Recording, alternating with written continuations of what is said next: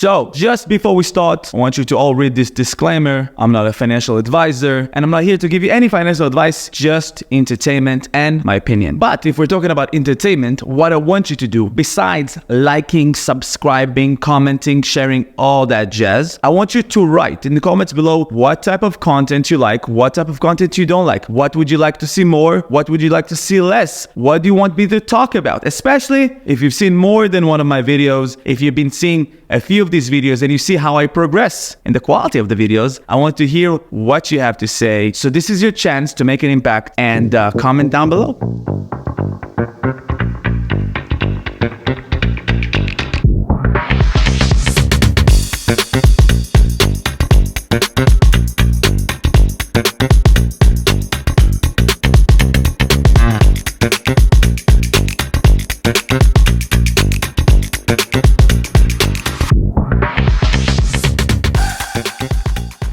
So today I want to talk about crypto news and specifically Three Arrows Capital. I remember back in 2021 when there was a metaverse digital world hype, I looked at Three Arrows Capital with admiration. Three Arrows Capital, for those of you who don't know, they were a Singapore-based hedge fund and the largest crypto hedge fund in the world. And I remember doing copycat trading. They were buying certain NFTs. I was buying NFTs. They were buying CryptoPunks right after I bought CryptoPunks, and they shot the price of CryptoPunks straight up. I remember speaking to executives at Three Arrows Capital and kind of understanding the strategy. We all thought that they're geniuses. But as some of you know, in about June or July of 2022, they filed for bankruptcy around the time of the Terra Luna crash. For those of you who don't know, Terra Luna was a project that offered a stable coin pegged to the USD, and they offered at least 20% yield on that coin. Obviously, these numbers were too high, and eventually their stablecoin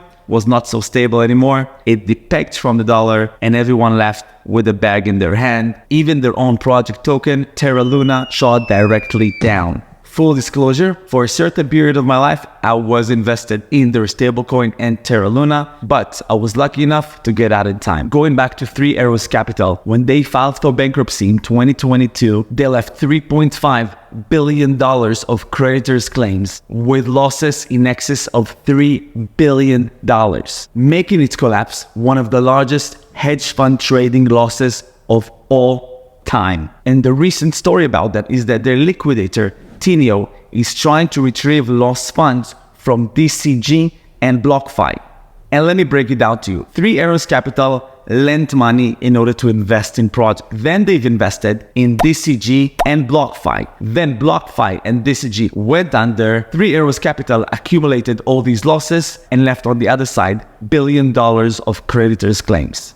Recently, DCG and BlockFi were able to liquidate some of their assets and received some cash. And now all their creditors, among them the liquidator of Three Arrows Capital, is trying to claw back. Three Arrows Capital liquidator is aiming to get $1.2 billion off of DCG and BlockFi. But there's a problem, and the problem is called preference claims. Essentially, when a company goes under, they have a lot of creditors, and they're fighting for dibs for whoever's going to get the first assets or the first cash from these companies. Three Arrows Capital hedge fund liquidator, Tinio, is claiming that they have the preference claim. Essentially, that they have dibs over the money of DCG and BlockFi. While at the same time, Gemini, which is owned by the Winklevoss twins, yes, they are the ones who claim that Mark Zuckerberg stole Facebook from them and they settled with him for $65 million.